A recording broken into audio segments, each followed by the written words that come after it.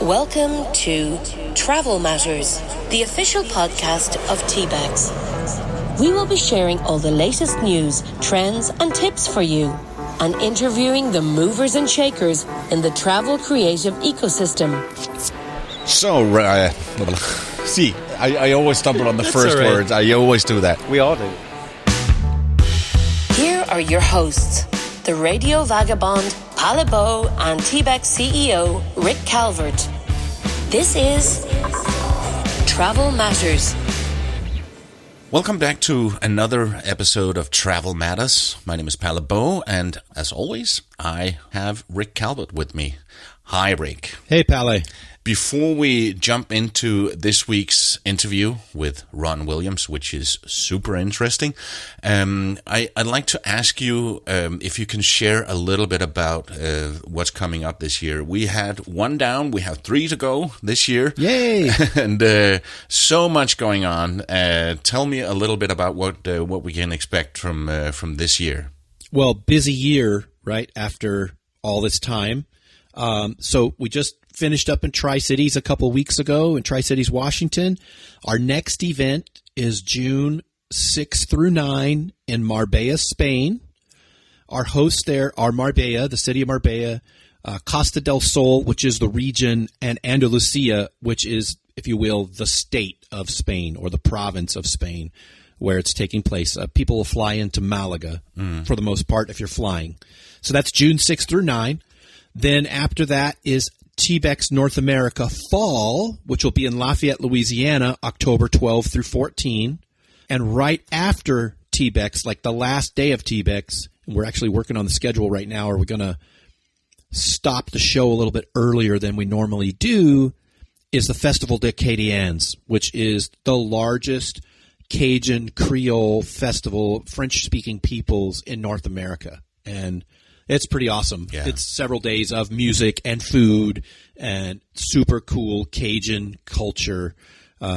So that's October 12th through 14. And they really know how to throw a party down there. Oh, man. Yes, absolutely. I heard somebody say about that whole region that if you can't have a good time there, you better check your pulse. Yeah, that's absolutely. They know how to have fun. When they have a parade or a fair, they do like a ribbon cutting. They cut the ribbon, whatever.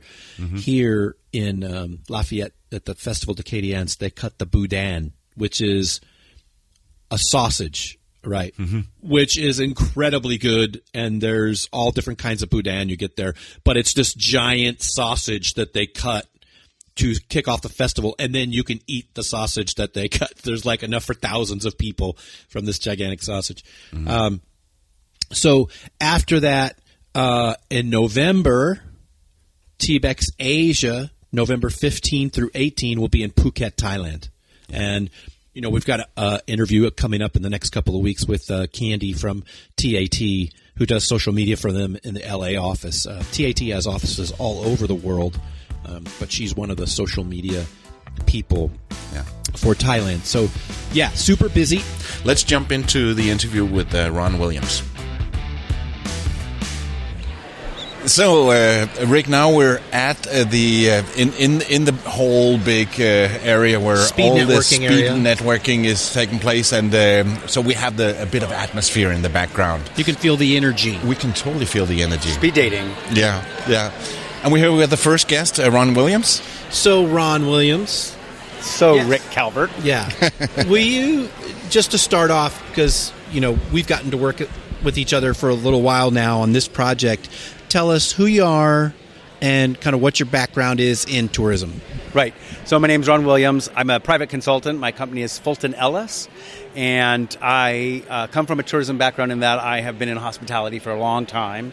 I worked in the wine industry in Walla Walla, which is one of the sort of capitals of the wine industry in the United States, if you will, a very small, quaint little town that's producing some lovely world-class wines. I ran a winery retail side over there and some real estate development, and I also ran the DMO in Walla Walla. So, was it called Visit Walla Walla. Visit Walla Walla. Yeah. Walla Walla, surprise, surprise.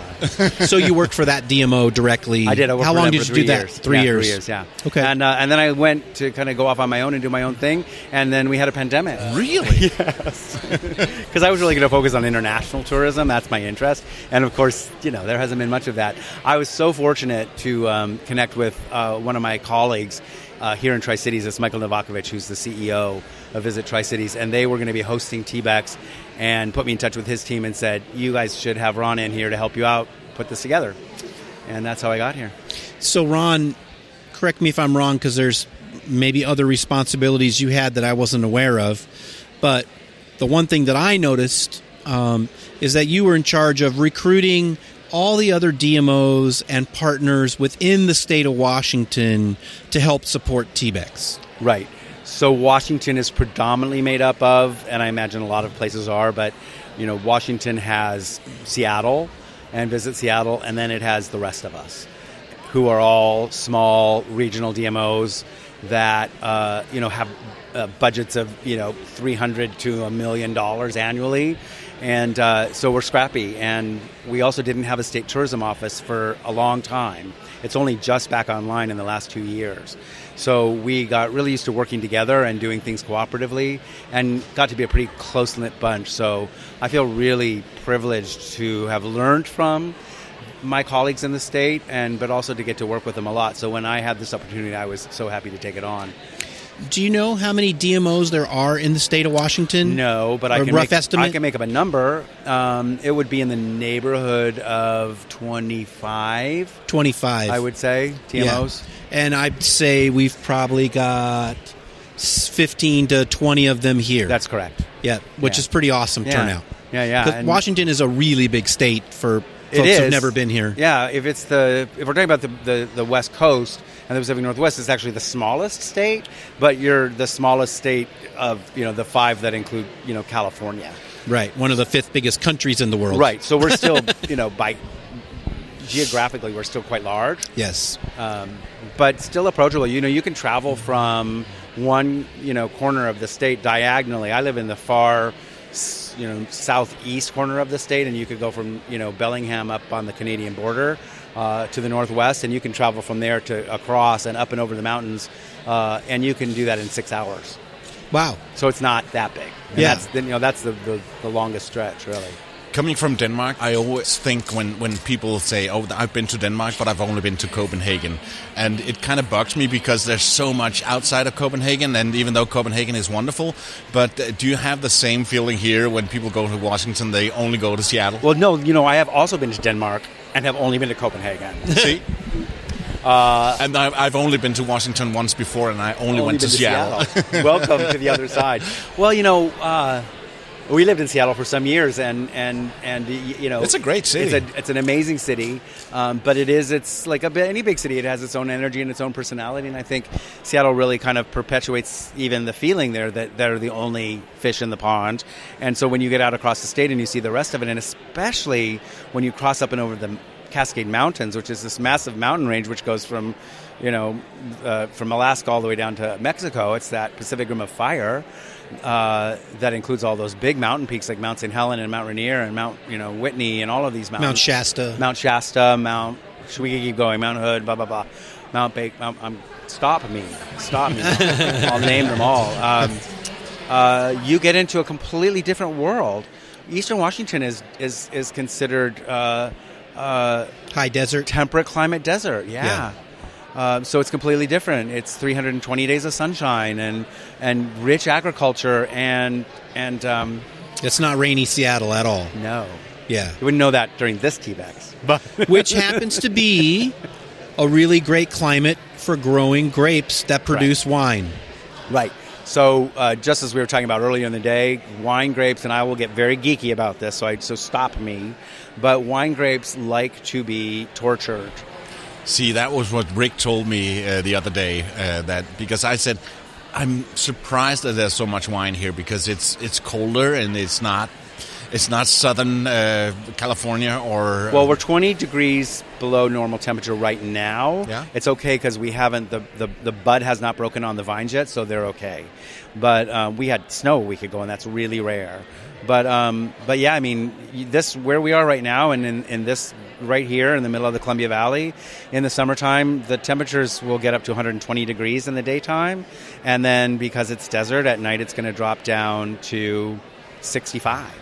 Which again, that's really good for the grapes, for the fruit. The grapes turning on and off and on and off and on and off. Yeah, so the torture you talked about. The torture, so they do and two it's things. windy. And it's a little, can be a little breezy, yeah, it depends. So it does two things. It causes the grapevines to send deep roots into the earth, which means that they're literally pulling up all the minerals out of the soil that ends up in the glass. You actually taste the minerality of the soil, and that's a real thing. And the grape shutting on and off and on and off, it puts all of the energy of the plant goes into the actual grape. This is something I didn't know, but wine grapes are the sweetest fruit in existence per grams, right? It has the highest sugar concentration, and all of that sugar then gets converted to alcohol and flavor. Yeah, and we've had some, and it's amazing. Yeah. Really good. And again, there's over 200 wineries here. Just here. Yeah. Yeah. And there's another 100 in Walla Walla. 130 in Walla Walla, last I checked. The last time I drove through here, Palais, because you know I love to drive. That was in the 1940s? No, not quite that old, but 25 years ago. Were you a Hanford engineer on the Manhattan Project? No, just on a drive, just for fun. You want to keep this interview going? So I drove from Seattle, North Bend actually, over here to the eastern side of Washington and over through Idaho, Montana, and back down south. But I came through here, I didn't even notice this town. There was almost nothing here, except for farms. And Walla Walla, my memory is the big onion statue in the middle of the town, because Walla Walla is like the onion capital of the world. Yeah. But you guys don't even really talk about onions anymore. It's about wine. It's about wine now. Well, no, we still talk about onions. We're not giving up on the onion. It's still the Walla Walla sweet. But yeah, wine I think has kind of taken over as the major thing we talk about. But honestly, economically, what still drives the economy of Walla Walla and this region, all the way to Spokane and over here, is wheat. Wheat. Dryland wheat. And it's what made the region rich in the 1800s, as they were outfitting people who were going up into the minefields of Idaho and Montana. This was kind of the last stop, and then they would provision and go up. It made people really wealthy, and it is still today the largest cash crop, dryland wheat. So let's talk about Washington state tourism. Sure. Because this is why we started calling around Washington. When I saw Washington Tourism Alliance was a new entity, I said, wow, Washington's got a state tourist board again. We really wanted to be here. I started calling DMOs in Washington and saying, hey, I heard you got a state tourist board. How'd you like to host TBEX? So they just changed their name. Yes. So this has happened pretty quickly. Maybe you could tell us a little bit about what Washington... It's not Washington Tourism Alliance anymore. Now it's State of Washington Tourism, SWAT. The State of Washington Tourism. It is not, I have been told many times, it is not SWAT. Oh, excuse me. Have to cut that, Palais. No SWAT. Don't SWAT. I think I've told this story before in the podcast, Palais. The one thing you never do is tell a creator not to say something. Of course. I went on a fam trip to Hawaii on Maui, and they told us, don't talk about the chickens. And we were obsessed with chickens for the rest of the trip. Don't talk about chickens. Everybody's taking pictures of chickens, roosters crowing. Don't think of a pink elephant. Don't think of a pink elephant, exactly. Exactly. So Washington State Tourism lost their funding this is before I was in the tourism industry here in Washington. And so a while ago. A while back. But they got defunded, which was a terrible idea. And that's, again, why everybody's so scrappy, because the state efforts have continued all these years, but on a very volunteer kind of membership basis. So these small DMOs are contributing a few $1,000s a year, and we're bounding together and kind of doing this. And then lobbying the legislature all these years to get the tourism back. I was so lucky that I joined the organization in the year that they actually got the funding. So, yay, you've done all this work to get the funding, and now we have the funding, and now we can play and actually create the DMO. So It's been a couple years now. They finally have a full-time director, David Blanford. But I'll tell you what's really amazing. Again, it's super scrappy because the legislative funding for the Washington state is $3 million for the biennium. So that's $3 million renewed every 2 years. Yeah. And it's a match. You have to double match it. So for every dollar they get, you have to have shown $2 in spending or in kind. I think that's similar to the U.S. tourism. Right. Brand Double USA. match. Right. So that's fine. But think about it. $3 million for the state of Washington. Last I checked, it could have changed with, recently, but Idaho had 18 million, Oregon 36 million. Yeah. BC has it's a 56 tiny million, budget for a state of this size. And California has the budget of Germany for their Yeah. tourism. It's crazy. So it still has to be really agile. Yeah. And so that's why something like TBEX, if I may, sort of carry over to this, the idea of a very grassroots, human scale conference like TBEX that is bringing in this incredible caliber of content providers coming to Eastern Washington is like, you can't pay for this. I mean, we did pay for it. You can. We did pay for it, but exponentially nothing, right? Right. The ROI is very good. You couldn't get. I think is what you're saying. Yeah, I mean, you couldn't get an article. I mean, you couldn't get a full page spread in Travel and Leisure for 3 months for probably what it cost them to do this. Yeah. So the ROI on this is amazing. And I will say also, since you didn't ask me, and you can stop me from talking at any moment. That's fine. Just to put up, when I started working on this project, I have worked on a number of sort of grassroots and hosted a number of these grassroots tourism efforts, the bloggers conferences and wine bloggers and blah, blah, blah. And I've done a lot of these conferences. And so I expected TBEX would be good. A lot of mom and pops, people who have their own blog and they've got, we've got 500 followers and, I'm here to learn how to write. And that's great and that's wonderful, but this is not that. The people who are at this conference they are truly the new world of journalism. Yeah. It's amazing. Well, thank you for that. Yeah, no, so yeah, glad to the be a people part who of it. come to TBEX are professionals. This is their full-time job or their pretty serious part-time side gig. But also pioneers in an industry that is completely brand new and changing on a daily basis. They're like the the wranglers of a new industry. We used to call ourselves the future of travel media, but we got around to realizing that the future is now. So talk about a little bit, because again, you were responsible for getting all these other DMOs on board other than Tri-Cities and Michael, I'll always say his last name wrong. Novakovic. Thank you, Novakovic. Who was from Walla Walla originally, and I know this because we still get mail at one of our houses for his uncle. So Michael definitely has vision. Yes. And, they jumped on board, Tri-Cities did, about hosting TBEX early and with lots of enthusiasm. Mm-hmm. But you were the guy in charge of getting all these other DMOs also excited and enthusiastic and collaborating. What was it like? What was your reception when you started telling them about this thing, TBEX coming here, and getting them involved? What kind of reception did you get? Well, I'm going to start with a caveat that this has been just more fun than anything. I love doing this. It's really rewarding and exciting and creative. But I am preaching to the choir when I say to you, Rick Calvert, that getting people to come onto something like this in the middle of a pandemic in the travel industry was not easy. Yeah. And it took a lot of sort of cajoling and nudging and this and that. And frankly, right off the bat, what was really tricky, not about the sponsor side, but about the DMO side doing the FAMs, was that the heavy hitters that were going to be an automatic yes, it's a no-brainer, because honestly, to do this again, it's incredibly easy and affordable, and it's in your state. And the heavy hitters all said, we cannot do this. Right, because their budgets have been slashed. Nothing. I mean, poor Seattle couldn't do it. They had 5,000 empty hotel rooms, and Tacoma and Olympia and the big cities were all like, no way, we can't do it. Like, what do you mean, no way? You're the people who always say yes, and then we get everybody else to come along. You're my anchors.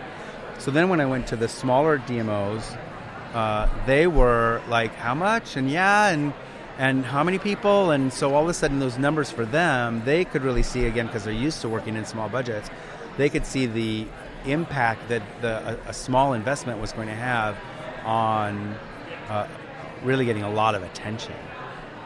It was more attractive to the smaller destinations, which I think is really, again, part of the magic of this, because I think that is true not just in a pandemic year. I think that is probably true for TBEX all the time. You are something that can really dive into the culture, deeply into the culture of place, because you allow it to be accessible to both the content creators and the content providers. And that's a real gift and a lot of work. It's definitely, Pally, you can maybe talk about this because, you are a creator, but it's the access is one of the things that creators want the most, right? The story behind the story, the not obvious story. Exactly. The not Copenhagen is the only place I've seen in Denmark story. Yeah, right? Exactly. Yeah, exactly. And obviously, when I come to a new country, I want to see the highlights as well. Of course. But then I try to get down the side roads and. But that's the beginning. Exactly. Yeah. Of course. Yeah, but I also I want to find something that's not been told before. Right. The little hidden gems. I would love to tell a little Palebo story. As I started communicating with him about being on a fam and trying to figure out what he was interested in. With Pally. Pally, yeah.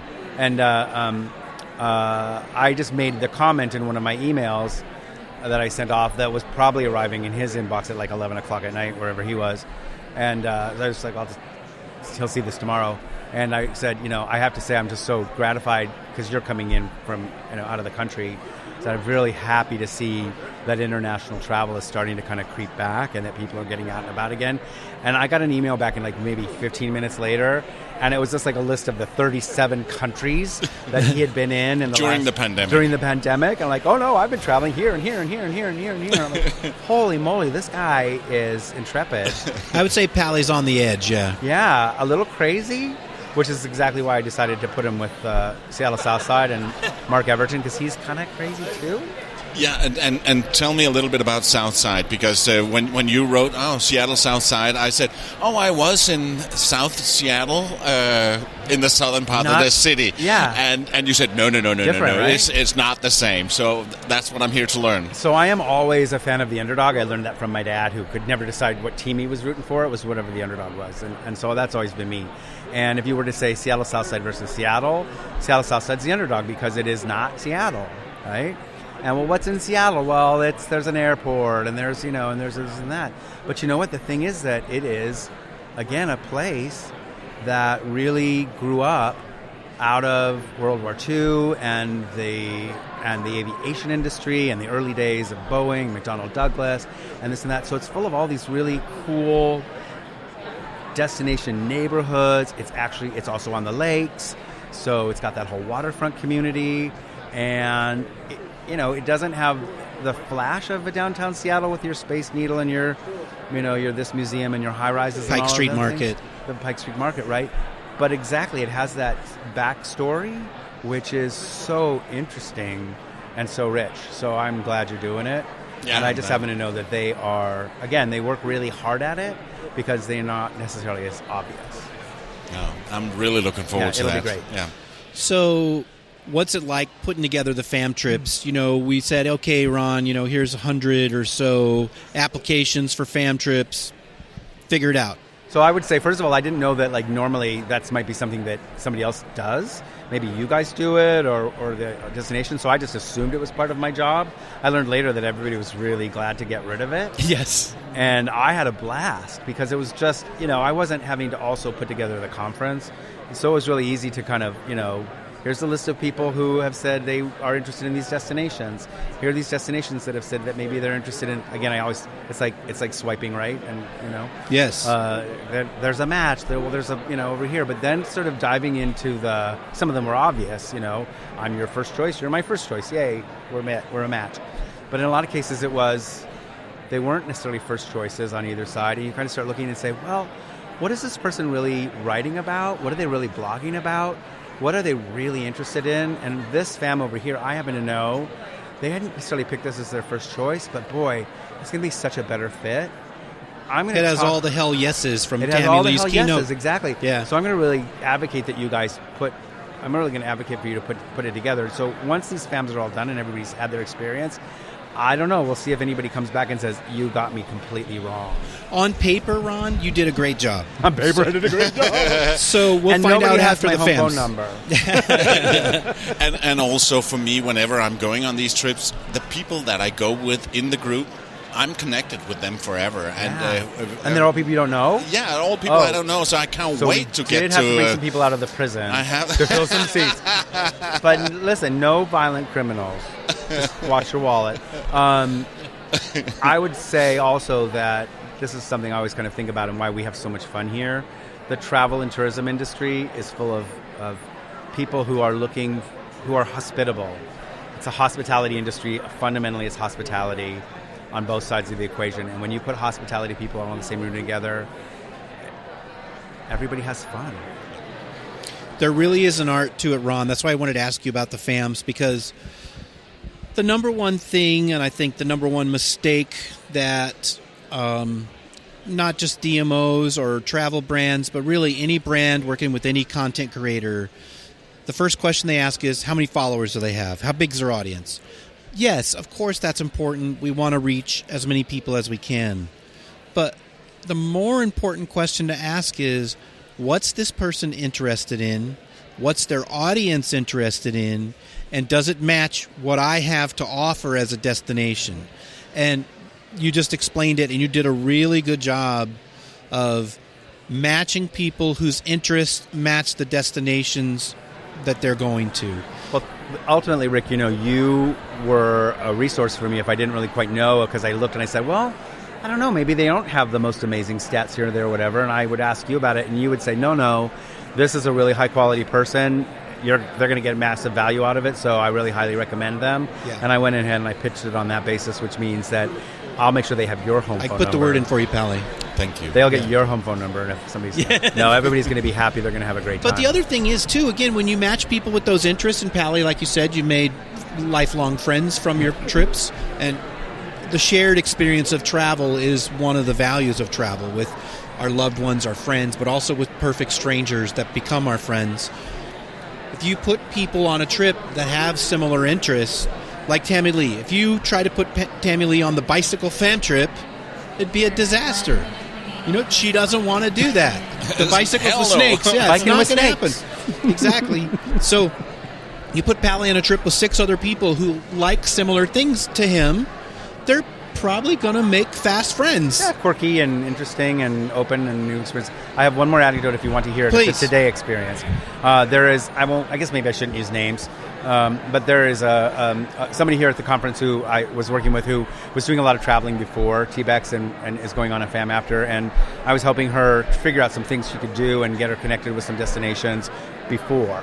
And then one of the destinations that she, ended up, and I got the story from both sides. She ended up going to a destination and wanting to get an itinerary or whatever. And on the other side, they took 2 weeks to get back to her. And when they did, they said, "We are slammed. I've just had to do 7 itineraries for 7 FAMs that are coming in. I'm so sorry. I really apologize, but we cannot accommodate you. I'm so sorry." And 5 minutes later, the phone rang, and it was this person, and they just were calling to kind of pick their brain. And she said, the host said, she just started touching my strings and talking about things that she's interested in, that we are interested in, and that we have here, and I just had to do it. So I put together this, went from I can't help you to a completely hosted 3-day trip. Yeah. Okay, so that's above and beyond. On the other hand, when they were trying to go to this place, they hit every piece of bad weather they could. She was driving herself, snowstorm, fog, car accident, ended up 2 hours late for a dinner appointment with a destination. And I heard it from both sides. Everybody I've talked to has said, and it was one of my best experiences ever. So these people all went the extra mile on both sides of the equation, and came away with just lifetime memories and friendships. Having that good fit is important. Having that chemistry, having that composition is really important. Ron, thanks for sitting down with us for a couple of minutes. Thanks for the great work that you did. Thanks for letting me talk on and on. You're listening to Travel Matters, sharing all the latest news, trends, and tips for you. and interviewing the movers and shakers in the travel creative ecosystem. So Ron's a really smart guy. He did a great job, number one, recruiting sponsors in Washington, and number two, he's the one who coordinated all the fam trips in Washington, kind of matched attendees who said they wanted to go on a trip with the different DMOs in Washington who were actually hosting the FAMs. And, you know, it's an interesting thing when you get a bunch of people who apply and not everybody gets the trip they want. So part of Ron's job this time was not just getting you on the trip you wanted, but the trip that was the best fit for you, right? And there were a couple of times where he said, well, you said you wanted to go to this trip, but you said your interests are this. I think you really should go on this trip over here, right? Mm-hmm. Or a DMO said, oh, this person, why do you have them come into our place? And Ron would say, well, because this person is really interested in this, this, and this. Mm-hmm. So this is one of the things that is important about fam trips. You've been on a lot of them. It's that the things you experience during your trip are things you're interested in. Tammy Lee talked about this in her keynote, right? Mm-hmm. With your hell yeses, hell nos, and maybe so's. Not everything on every trip is a fit for everyone, right? And then this is something you're going to talk about in a future episode is the magic of a fam trip when the people you're on that trip with are people that you really enjoy and become friends with. Yeah, and the group that I was in, it was so amazing and so diverse. We have on different ends of the spectrums. We had Jim Ferry, a guy that's even a little bit older than me. Older guy, yeah. Yeah, very quiet and an amazing photographer. And then on the other side of the spectrum, we had Christine from Where in the World is CL, Christine Lozada. The awesome drone queen of the world. Yeah, exactly. And she's like an energy bomb. Yeah. She's got so much energy that I couldn't keep up, and always filming. And she's got this cool 360 camera that I'm looking to get, and always creating content. And we had so many great people in this group. Carrie, Jennifer Coleman that we met before TBEX. We saw at breakfast, yeah. Takenya, one of the speakers. We had Takenya Hampton, yep. Yeah, and we also had Christopher Mitchell, who we're speaking to in an upcoming episode with Jeremy, Margarita, Ibbets. Exactly, and then also Takenya Hampton. So all in all, a great group that I have a connection with forever. Yeah, Maria Haas, who was another speaker.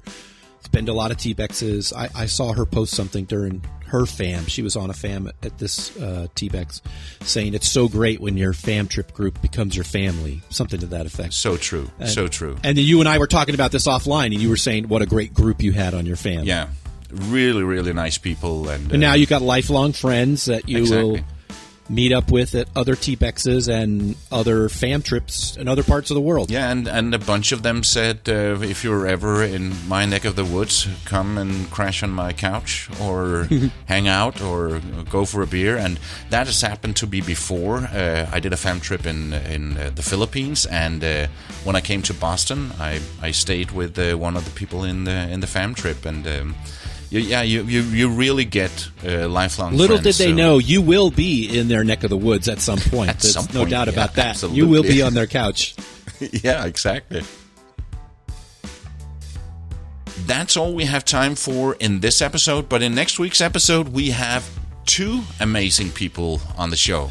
Juliana Brosti, Traveling Jewels, two speakers actually, and Takenya Hampton, who was, I think this was her first TBEX, and she was on your fam trip. Exactly. So we'll be talking to them about things that they're expert in, of course, and things that they spoke about at TBEX. Yeah, because Julianne spoke about video creation. Yes. Her sessions are always one of the highest rated of the show, and she gave great tips about how to do better video, how to be both behind and in front of the camera. And even during this little interview we had with her, she mentioned something to us that me and you were both like, oh, I never thought about that. That's such a small little thing that makes your video better. Yeah. So, and Takenya is just an amazing person and got so much insight, and she talks a lot about SEO. And that's it for this episode. If you have any feedback or ideas to who you would like to feature on Travel Matters, what you would like us to talk about, please let us know. Send an email to rick@tbexcon.com, or you can also reach out to me at mail@theradiovagabond.com. Great. See you next time. Bye-bye. You've been listening to Travel Matters, the official podcast of TBEX. See more about upcoming TBEX events on tbexcon.com. You can follow Palabo on theradiovagabond.com. This episode of Travel Matters was hosted by TBEX CEO Rick Calvert and Radio Vagabond Palabo, and produced by radioguru.co.uk.